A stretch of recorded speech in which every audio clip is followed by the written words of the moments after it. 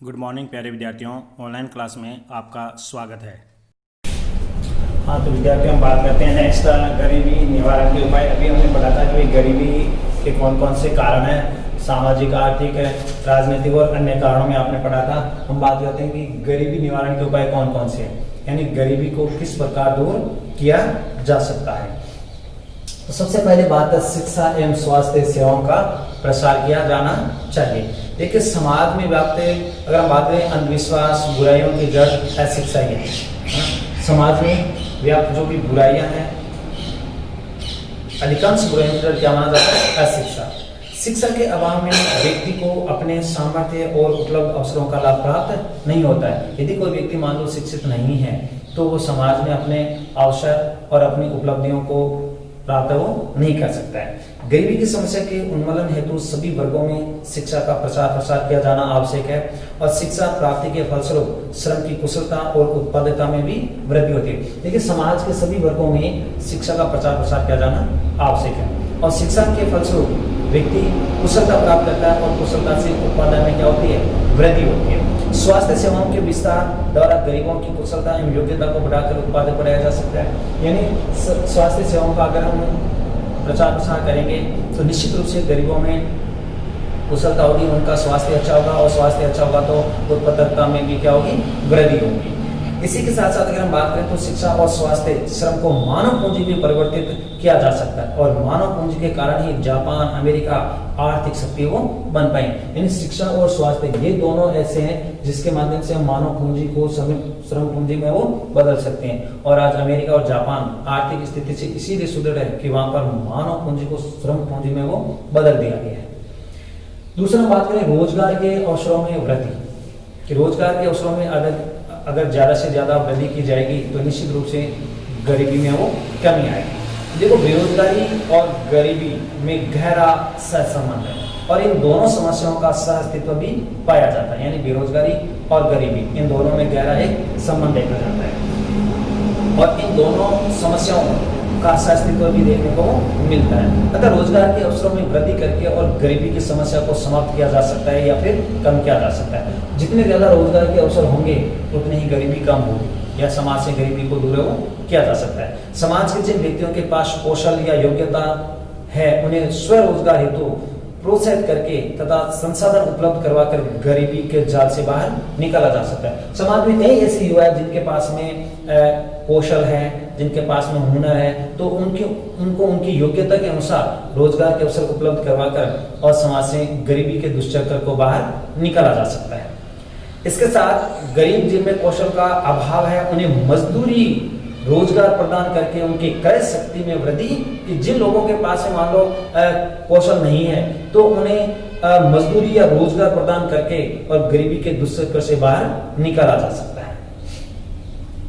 इस आगे सामाजिक कुप्रथाओं पर नियंत्रण। सामाजिक कुप्रथाओं पर नियंत्रण की हमें आवश्यकता है और ये विभिन्न वर्गों और व्यक्तियों को ऐसे विभिन्न व्यक्तियों और वर्गों के लिए अवसरों को सीमित रख उन्हें लगातार गरीब बनाए वो रखा है। यानी हमारे समाज में सामाजिक कुप्रथाएं तो लगातार देखा जाए तो विभिन्न वर्गों और व्यक्तियों को अपने ही अवसरों में सीमित रखती है और उनको गरीब वो बनाए रखती है। अनेक सामाजिक प्रथाएं जैसे शादी है, मृत्यु के समय किया जाने वाला भारी व्यय अनुपात व्यय है जिसमें गरीब व्यक्ति ऋण के जाल में वो फंस जाता है और वह कभी भी गरीबी के चुगल से बाहर नहीं आता है। चाहे शादी हो, विवाह हो या मृत्यु हो जो आदि पर व्यक्ति इनके जाल में और ज्यादा फंस जाता है और कर्जदार हो जाता है, जो कभी भी अपने गरीबी के दुष्चक्र से बाहर वो नहीं निकल पाता है। भारतीय व्यक्ति को गरीबी भाग्य की देन मान करके भी प्रोत्साहित प्रयासहीन वो हो जाए। कई बार हमारे यहाँ पर देखा गया है कि व्यक्ति अपने आप को भाग्य नहीं मानता कि हम तो जन्म से या भाग्य से क्या है, गरीब है, और वो अपना प्रयास करना ही छोड़ देता है। समाज तथा संस्कृति में व्याप्त इन कुप्रथाओं को जब तक दूर नहीं किया जा सकता है तब तक गरीबी निवारण संभव तरीका वो प्रतीत नहीं होता है, क्योंकि समाज में इन सामाजिक कुप्रथाओं को दूर करना बहुत ही आवश्यक है और यदि इनको दूर नहीं किया गया तब तक हम गरीबी निवारण के लिए सफल उपाय वो नहीं सुझा सकते हैं। नेक्स्ट आगे जनसंख्या पर नियंत्रण। देखिए, भारत विश्व का दूसरा सर्वाधिक जनसंख्या वाला देश है और स्वतंत्रता के पश्चात स्वास्थ्य सेवाओं के प्रसार ने मृत्यु दर में तेजी से कमी कर दी, लेकिन जन्म दर में अपेक्षित सुधार नहीं हुआ है। और जन्म दर तथा मृत्यु दर के मध्य बढ़ने वाले अंतर के कारण ही भारत की जनसंख्या तेजी से वो बढ़ रही है। साथ साथ अगर हम देखें तो इस तेज वृद्धि के कारण ही गरीबों की जो थोड़ी बहुत संपदाएं हैं उनका तेजी से भी क्या हो रहा है, विभाजन हो रहा है। कारण यही है कि हमारे यहाँ पर जनसंख्या बढ़ रही है और जनसंख्या बढ़ने के साथ साथ गरीबों के पास में जो संपदा थी वो संपदा भी क्या हो रही है, धीरे धीरे बढ़ती जा रही है, उसका भी विभाजन होता जा रहा है और विभाजन होने के कारण वो गरीब से और ज्यादा क्या हो रहे हैं, गरीब हो रहे हैं। इसके साथ अगर हम बात करें तो बच्चों की संख्या अधिक होने के कारण गरीब परिवारों के लिए शिक्षा, स्वास्थ्य या में भी निवेश नहीं कर पा रहे, यानी उनकी जो मूलभूत आवश्यकताएं हैं वो भी पूरी नहीं हो पाती है, जिसके कारण गरीब और ज्यादा गरीबी के दुष्चक्र में वो फंस जाता है। और अतः गरीबी निवारण हेतु जनसंख्या वृद्धि पर नियंत्रण करना बहुत ही आवश्यक है, ताकि गरीब लोगों के लक्ष्य तक उनका लाभ वो पहुंच सके। नेक्स्ट आपके गरीब लोगों तक लाभ पहुंचाना, कि भाई सरकार ने जो लक्ष्य निर्धारित किया है वो लक्ष्य उन गरीबों तक कैसे पहुंचे। इसके लिए जरूरी है कि गरीबी निवारण हेतु महत्वाकांक्षी जो योजनाएं हैं एवं जो कार्यक्रम चलाए जा रहे हैं उनके लिए इन कार्यक्रमों में अनेक रिसाव हो रहे हैं। जैसे आप देखते हो भ्रष्टाचार है, रिश्वतखोरी, घूसखोरी है, ये ज्यादा बढ़ने के कारण ही जिसके लिए अपेक्षित परिणाम नहीं मिल पा रहे। जिन लोगों को वास्तव में सुविधाएं मिलनी चाहिए उनको वो सुविधाएं नहीं मिल पाती है और इन रिसावों के कारण ही गरीबों हेतु तो आवंटित संसाधनों का एक बड़ा हिस्सा गैर गरीबों को आवंटित हो जाता है। और यदि सरकार गरीबी निवारण हेतु गंभीर है तो उसे यह सुनिश्चित करना होगा कि योजनाओं का लाभ किस तक मिले, गरीबों तक मिले। यानी जो गरीब लोग हैं उन गरीब लोगों तक योजनाओं का लाभ मिलना चाहिए। अगर हमें वास्तव में गरीबी का निवारण करना है, सरकार इसके लिए दृढ़ संकल्प है, तो निश्चित रूप से गरीब लोगों तक उसका लाभ पहुंचाना बहुत ही आवश्यक है। और कहते हैं गरीबी हेतु अपनाए गए अन्य उपाय की सरकार के माध्यम से गरीबी को समाप्त करने के लिए कौन कौन से अन्य उपाय अपनाए गए हैं। तो उसके लिए आप देखेंगे कि 1970 के दशक से पहले सरकार के द्वारा गरीबी निवारण हेतु कोई सार्थक प्रयास नहीं किया गया। उसके बाद कि गरीबी की समस्या का समाधान आर्थिक विकास के साथ साथ स्वतः ही हो जाएगा। सरकार ये सोचती रही कि भाई गरीबी निवारण की जो समस्या जैसे जैसे आर्थिक विकास होगा गरीबी भी धीरे धीरे क्या हो जाएगी, समाप्त हो जाएगी। 1970 के पश्चात गरीबी निवारण हेतु भारत में बहुआयामी नीति अपनाई गई। मजदूरी, रोजगार, स्वरोजगार के अनेक कार्यक्रम चलाए गए और इसके साथ साथ गरीबी उन्मूलन के लिए सरकार ने गरीबी रेखा से नीचे बीपीएल यानी जिसे कहते हैं जीवन यापन करने वाले परिवारों की पहचान की गई और उन्हें जीवन निर्वाह हेतु आवश्यक वस्तुएं एवं सेवा कम कीमत पर या मुफ्त में उपलब्ध कराने की नीति अपनाई गई। तो आज भी आप देखिए कि सरकार है वो गरीबी को समाप्त करने के लिए बीपीएल जो परिवार है उनको चयनित करके उनको कम कीमत पर, उचित मूल्य पर या फिर मुफ्त में सेवाएं उपलब्ध करवाने का प्रयास करे, ताकि समाज से जो गरीबी का दुष्चक्र है, जो दंश है, उसको समाप्त किया जा सके। तो इस दृष्टि से सरकार ने विभिन्न प्रकार की योजनाएं चला करके और गरीबी निवारण हेतु अपना प्रयास वो कर रही है। कई योजनाएं ऐसी है जिनका सार्थक परिणाम भी निकला है और कई योजनाएं ऐसी है जिनका अभी तक सार्थक परिणाम निकलना बाकी है। तो समाज से गरीबी को समाप्त करने के लिए सरकार के द्वारा कई योजनाएं वो चलाई गई है। तीसरी जो चुनौती है भारतीय अर्थव्यवस्था के समक्ष बात करते हैं बेरोजगारी। ठीक है, हमने मुद्रास्फीति के बारे में पढ़ा, गरीबी के बारे में पढ़ा, तीसरी आपके बेरोजगारी कि भी भारत में जो भारतीय अर्थव्यवस्था है उसके समक्ष सबसे बड़ी जो चुनौती आती है वो बेरोजगारी की। तो बेरोजगारी क्या है, इसके कौन कौन से प्रकार हैं और बेरोजगारी के कारण कौन कौन से, किस प्रकार बेरोजगारी फैलती है और बेरोजगारी को रोकने के उपाय कौन कौन से हैं। तो देखिए, कोई व्यक्ति कार्य करने का इच्छुक हो लेकिन रोजगार प्राप्त करने के लिए असफल, तो उस स्थिति में उसे क्या कहते हैं, बेरोजगार कहते हैं। यानी कार्य करने का तो इच्छुक है लेकिन उसके बावजूद भी वो रोजगार प्राप्त करने में असफल रहता है। अन्य शब्दों में कहें कि एक व्यक्ति जो किसी उत्पादकीय क्रिया में लाभकारी तौर पर कार्यरत नहीं है वह बेरोजगार है। यानी कि भी उत्पादकीय के किसी प्रकार का उत्पादन नहीं कर पाता है और ना ही वो लाभ प्राप्त कर पाता है, तो उसे हम क्या कहते हैं, बेरोजगार कहते हैं। अपने गांव या शहर में बहुत से लोग आपने देखा होगा कृषि कार्य में लगे हुए हैं और अनेक लोग व्यवसाय में भी हैं, कार्यरत है। साथ ही साथ कुछ लोग शिक्षा, स्वास्थ्य, बैंकिंग सेवाओं में आदि में कार्यरत है। प्रत्येक रोजगार प्राप्त व्यक्ति कम से अपने काम से धन स्वयं प्राप्त करता है और अपने राष्ट्र के लिए भी उत्पादन में योगदान करता है।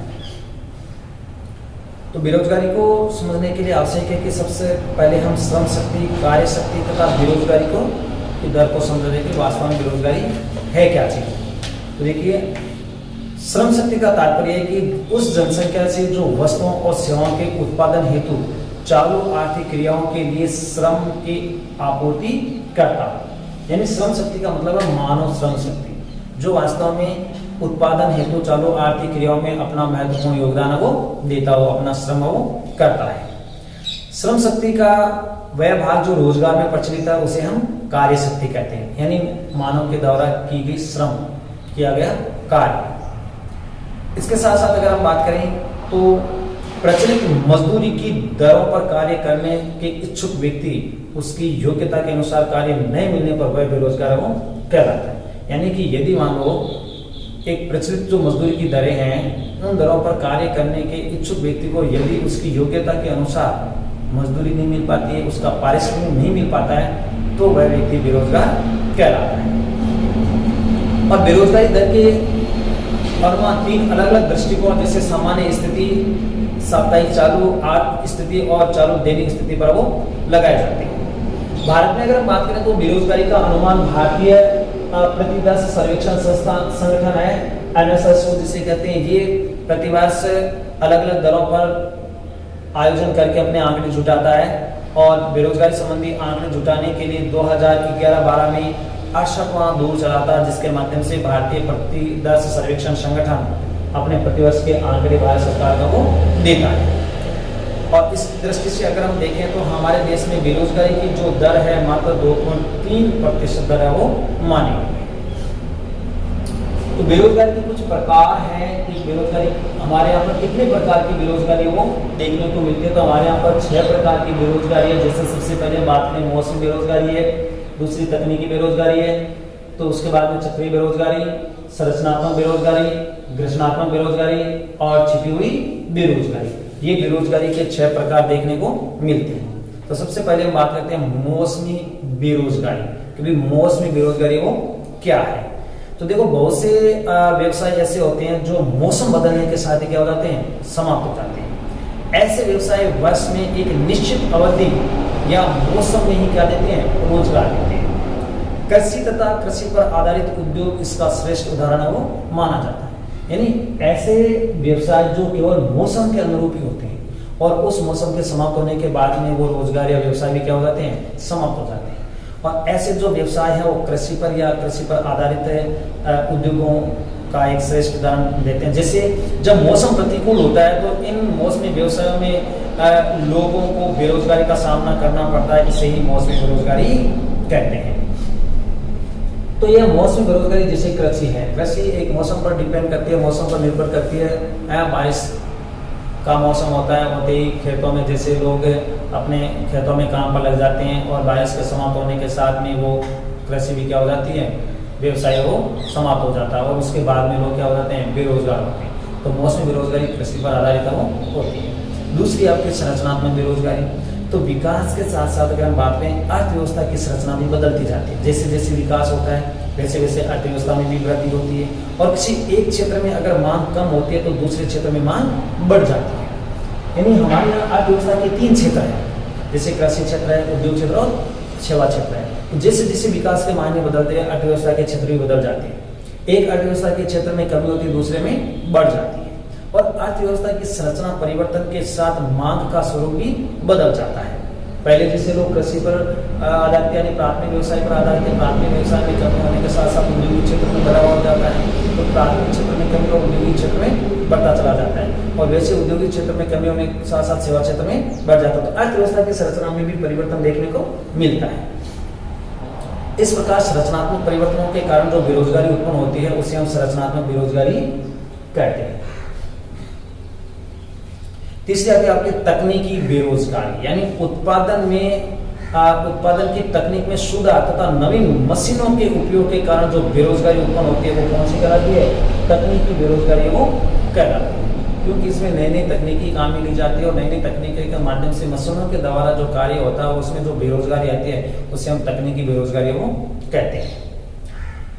नेक्स्ट आपके घर्षणात्मक बेरोजगारी, इसे भिन्नात्मक बेरोजगारी भी कहा जाता है और दो रोजगार अवधियों के मध्य उत्पन्न बेरोजगारी को घर्षणात्मक बेरोजगारी वो कहते हैं। यह कार्य बदलने, हड़ताल, तालाबंदी आदि के कारण उत्पन्न होती है और यह बेरोजगारी अस्थायी प्रकृति की होती है, यानी कार्य बदलने की स्थिति में, जैसे हड़ताल है तो हड़ताल होने के बाद में, या जैसे मान लो कार्य बदलने के बाद में या तालाबंदी के बाद में जो बेरोजगारी होती है उसे हम घर्षणात्मक बेरोजगारी वो कहते हैं और ये अस्थायी प्रकृति की बेरोजगारी होती है जो कम समय तक वो चलती है। नेक्स्ट आपके चक्रीय बेरोजगारी, अर्थव्यवस्था में होने वाली नियमित प्रकृति के उतार चढ़ाव, तेजी मंदी की स्थिति में व्यापार चक्र वो कहा जाता है और व्यापार चक्रों में जब मंदी की स्थिति होती है तब समग्र मांग का स्तर बहुत ही कम हो जाता है और उत्पादन एवं रोजगार में क्या जाती है? गिरावट आती है। ये चक्रीय बेरोजगारी है वो व्यापार मंदी पर निर्भर करती है और व्यापार में उतार चढ़ाव आने से समग्र मांग कम हो जाती है और मांग कम होने से उत्पादन और रोजगार में भी क्या रहता है? गिरावट आ जाता है और ऐसे समय में व्यापार चक्रों के कारण चक्रीय बेरोजगारी की समस्या उत्पन्न हो जाती है। तो जो लोग व्यापार क्षेत्र में लगे हुए थे हैं और समग्र मांग कम होने के कारण उत्पादन कम हो जाता है, उत्पादन कम होता है तो रोजगार कम हो जाता है और रोजगार कम होने के कारण जो लोग निकाल दिए जाते हैं उन्हें हम बेरोजगार वो कहते हैं और ऐसे में चक्रीय बेरोजगारी सबसे ज्यादा देखने को मिलती है।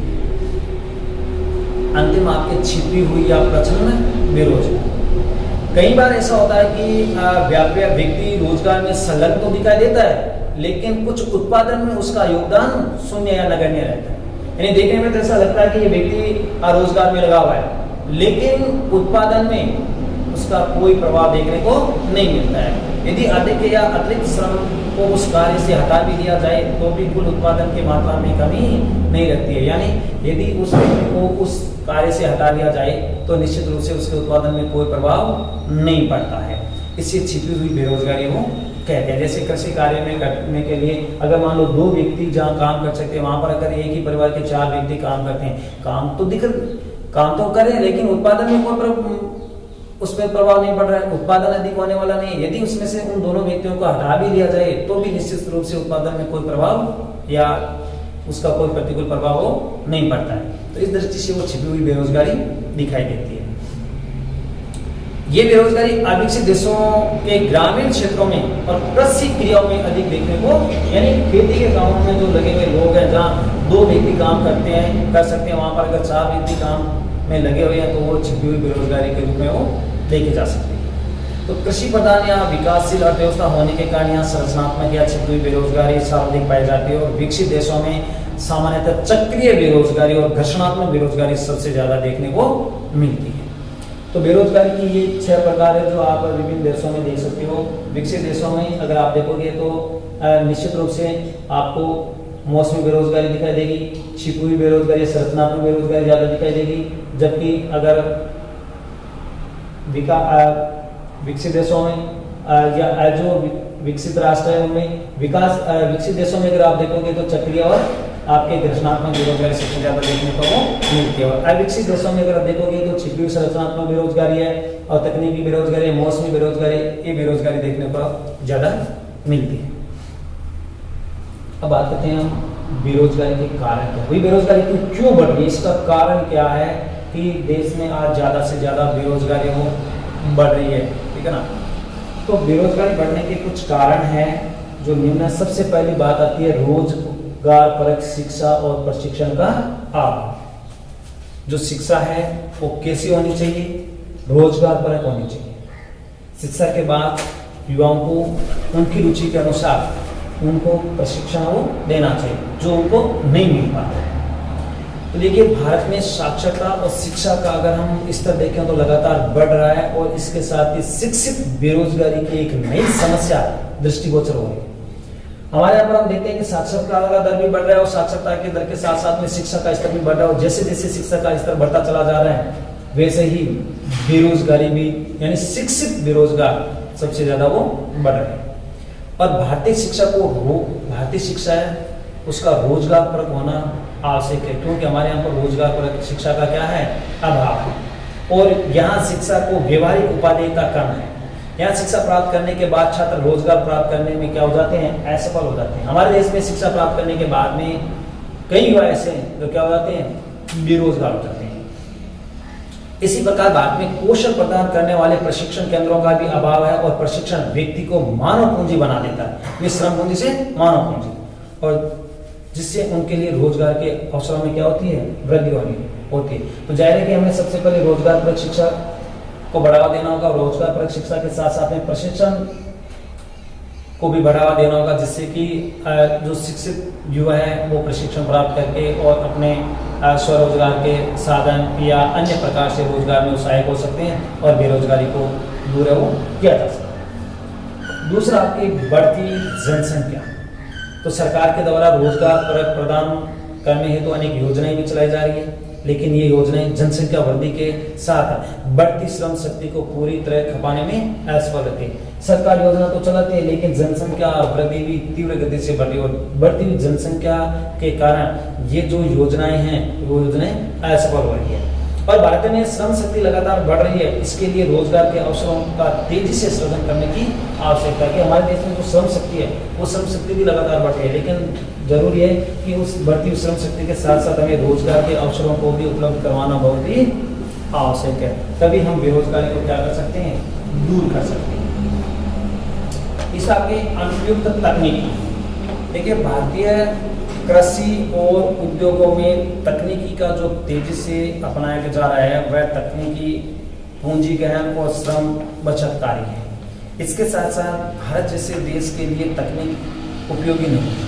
भारत में ऐसी तकनीकी अपने जाने की आवश्यकता है जो यहाँ की विशाल श्रम शक्ति का उपयोग भी ले सके। बिल्कुल से हमारे यहाँ पर देखिए जो तकनीकी काम में ली जा रही है, कहा जाता है कि वो अनुपयोगी। हमारे यहाँ पर ऐसी तकनीकी को काम में लिया जाए तो ज़्यादा से ज़्यादा जनसंख्या को श्रम शक्ति के रूप में वो काम लिया जा सकता है। और अत्याधुनिक तकनीकी भारत में बेरोजगारी का एक महत्वपूर्ण कारण वो माना जाता है कि ज़्यादा से ज़्यादा अगर हम तकनीकी काम में ली जाएंगी तो मशीनों के माध्यम से जो कार्य होता है उसमें व्यक्ति बेरोजगार हो जाता है और बेरोजगारी वो बढ़ती चली जाती है। इसलिए हमारे यहाँ पर ऐसी तकनीक हो जिसमें कि मानव श्रम शक्ति को काम में लिया जा सकता है। कृषि का पिछड़ापन और धीमा विकास भी भारत में रोजगारी का एक सबसे बड़ा कारण वो माना जाता है, क्योंकि कृषि में भी आधुनिक तकनीकी का उपयोग नहीं किया जा रहा है। इसके साथ साथ उत्पादन नहीं बढ़ रहा है। आज भी लगभग 50% जो श्रम शक्ति है वो कृषि पर आधारित है, संबंधित क्षेत्रों में अपना रोजगार प्राप्त करती है। और कृषि क्षेत्र का धीमा विकास इस विशाल जनसंख्या के लिए रोजगार के पर्याप्त अवसर पैदा करने में असफल है। यानी हमारे यहाँ पर जो कृषि का पिछड़ापन है, कृषि की जो धीमी उत्पादन क्षमता है वो वास्तव में देखा जाए तो रोजगार के साधन उपलब्ध नहीं कर रही है और न करने के कारण आज बेरोजगारी सबसे ज्यादा वो बढ़ रही है। बात करें व्यवस्था या रोजगारहीन आर्थिक विकास, तो देखिए रोजगारहीन आर्थिक विकास में देखें तो लगभग भारत ने पिछले 35 वर्षों में तेज गति से विकास किया, लेकिन इस विकास में सेवा क्षेत्र का योगदान अब अधिक वो रहा है और सेवा क्षेत्र की रोजगार गहनता कृषि एवं उद्योगों की तुलना में कम रहती है। अतः तेज विकास के बावजूद रोजगार के अवसरों में पर्याप्त वृद्धि नहीं हुई है। अभी हम बात कर रहे थे कि अर्थव्यवस्था के क्षेत्रों में परिवर्तन हो रहा है। हालांकि जो प्राथमिक क्षेत्र उसमें परिवर्तन देखा गया, औद्योगिक क्षेत्र में उतने रोजगारों के अवसर नहीं हुए जितने कि सेवा क्षेत्र में हुए, और सेवा क्षेत्र उतने व्यक्तियों को रोजगार के अवसर उपलब्ध नहीं करवा पाता है। इसीलिए जरूरी है कि हमारे यहाँ पर जो द्वितीय क्षेत्र जिसमें औद्योगिक क्षेत्र रहते हैं उसमें रोजगारों के अवसर को ज़्यादा से ज़्यादा उपलब्ध करवाए जाए। ज़्यादा से ज़्यादा अगर रोजगार के अवसर उपलब्ध करवाएंगे तो निश्चित रूप से अधिक लोगों को रोजगार के अवसर मिलेंगे और जिससे बेरोजगारी को दूर है वो किया जा सकता है। अब व्यवस्थित नियोजन का अभाव।